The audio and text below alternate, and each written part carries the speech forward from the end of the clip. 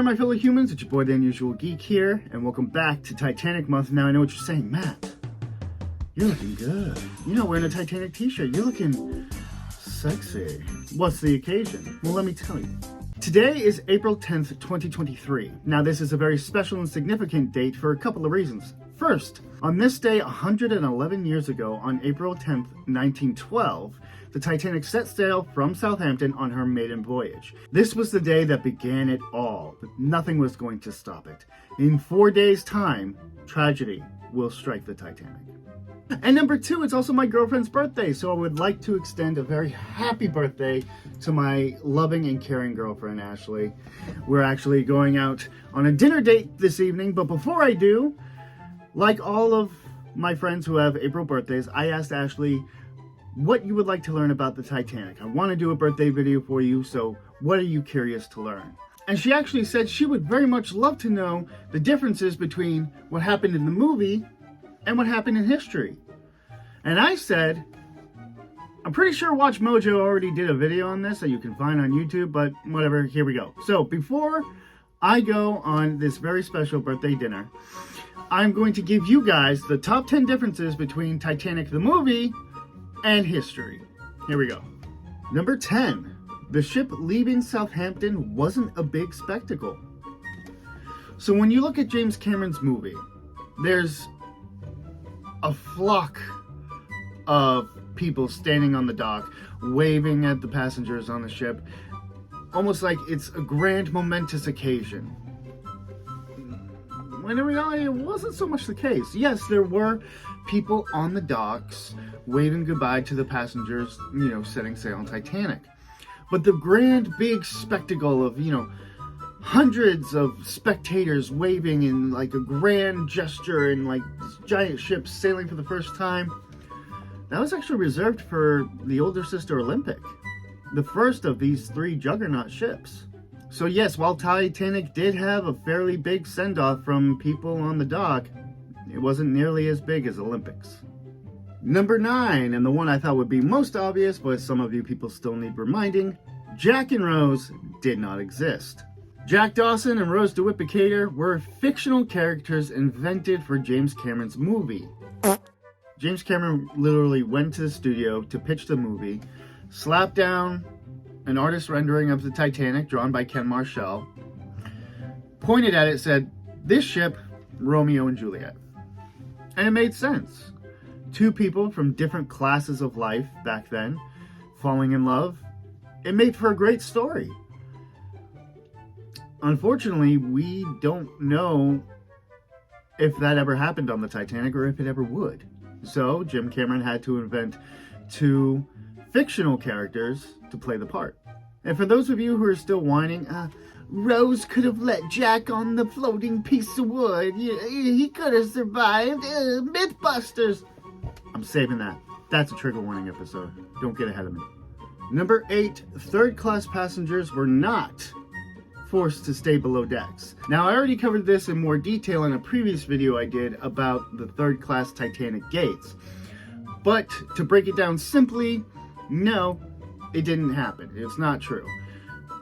In the movie, it looks dramatic, and it's gut-wrenching to see these poor third-class people kept below decks, not allowed to go up to the boats and save themselves, when in reality, it's not true. Third-class passengers had every opportunity to come up to the upper decks by any means necessary and get into a lifeboat if they were allowed to. The only problem that the third class had was navigating the labyrinth of corridors to get up to the boat deck. And unfortunately, because of how deep in the ship they were and the maze of corridors, by the time they got up there, a lot of the boats were gone. But third class passengers did survive. So at least we can cling on to that. But no, they were not forced below decks. Number 7, the breakout of the ship happened between the second and third funnel, not the third and fourth. So when you're trying to reconstruct a crime scene or a crash, you have to look at the evidence and reverse engineer how everything came to be where it is. When Titanic was discovered by Robert Ballard, they realized she's broken in half. And trying to piece where she broke in half was a mystery that they had to solve.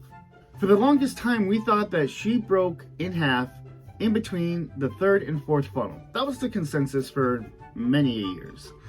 Until in 2012, when scientists came up with some new data based on new experiments that they've conducted to conclude that we were wrong. We believe that Titanic actually broke between the second and third funnel instead of the third and fourth. Now, there's still a lot of mystery surrounding the breakups and, various formations that it could have broke up. Some people think that it broke from the bottom first and kind of went to a V formation. Other people think she broke at the surface. Other people think she broke further into the water. We're still working that out. At least now we know a more precise location of where she broke. Number 6, lifeboats didn't have flashlights. Alright, so this one's a little bit nitpicky. Because when I watched the film, I didn't think anything of it. But it wasn't until recently I learned that flashlights weren't actually invented until a few years prior to Titanic setting sail. So they wouldn't be all that common. And they would be those like big bulky things, not like the normal flashlights like you would see today that is depicted in this shot when Officer Lowe is looking for survivors. That being said, I don't much care. You asked me to find the differences. I'm doing my best. Number 5. The crew shot different colored rockets, not just white. Again, another nitpick. In James Cameron's film, it is depicted that all the rockets that they shoot up trying to get, help were white. But in the 2012 documentary, The Final Word with James Cameron, they discovered the box of rockets on the ocean floor in the debris field, and in the cone of the rocket is a little hole that's cut out where you can see the color of whatever rocket is going up. So they believe that when the ship was going down, they were sending up various colored rockets and not just white. Again, I don't care. I am trying to find all the differences, and it was harder than you might think. Number 4, the stern never went full vertical. Even James Cameron has said this is wrong. At the time they were making the movie, they were going off survivor testimony, which sometimes can be more embellished than others, which who wouldn't? Even in the movie, the stern is depicted as rising a lot higher than what we believe happened in real life. Scientists have done studies and come to the conclusion that Titanic never went more than 20 to 30 degrees of tilt before she broke. Now, the only thing to kind of redeem this stern going completely vertical theory is that as Titanic goes down, she goes down slowly and the stern kind of goes vertical just as she falls beneath the waves. That's something. Number 3, Molly Brown took control. Now, in the James Cameron movie, Molly Brown tries to take control. She's like, "That's your men out there. We need to go save them." And then Quartermaster Hitchens, who is in charge of that boat, tells her to shut that hole in her face or there'll be one less on this boat. No, that's wrong.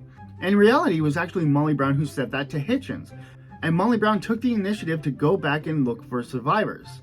And Quartermaster Hitchens was shut down real quick. Number 2, the stern only rose to 23 degrees. I'm not gonna lie, I kind of got ahead of myself in fact number 4. But yeah, in James Cameron's film, the stern is depicted as rising like, I don't even know what angle this is. I don't know how far of a tilt that is, but really high. In the documentary, The Final Word with James Cameron, leading scientists did some research, experiments, and new computer analyses that allowed them to revise that statistic to only show the Titanic being at an angle of 23 degrees, somewhere in between 20 and 30, of max angle of tilt before the ship broke. Sure, it looks cool in the movie. It's dramatic.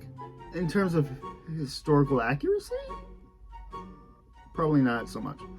And finally, number 1, Murdoch was a hero.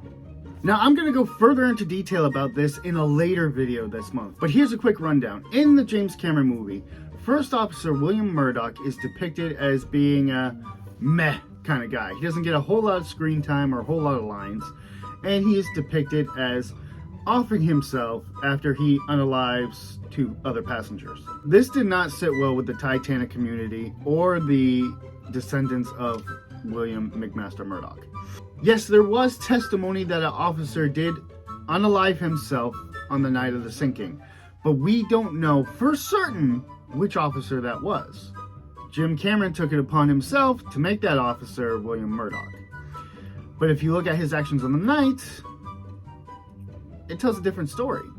A lot of men, women, and children have Murdoch to thank for surviving. Because while Officer Charles Lightoller, putting women and children in the boats, went by the women and children only rule, Officer Murdoch was going women and children first. So if there were no women and children left around that specific boat, he would start letting men on. Men, women, children, first, second, third class, he didn't care. He was just trying to save as many lives as he possibly could. So to think that he would off himself under the pressure doesn't sit right with me. But there you have it. Those are the top 10 differences between the movie and history. Anyway, that's going to be it for me. Thank you guys so much for watching. If you like what you saw, hit that like button. It really warms my heart when you do that. If you want to see more, click that subscribe button and ding that little bell next to it so you guys can get notified. Oh no. I'm late for Ashley's birthday dinner. Hey, baby, I know I'm a couple minutes late for your birthday dinner. I was just finishing up the video. It's your birthday video, actually. Wait, what are you gonna do? Wait, please. I'm the unusual geek, and I'll see you guys in the next one. Hopefully.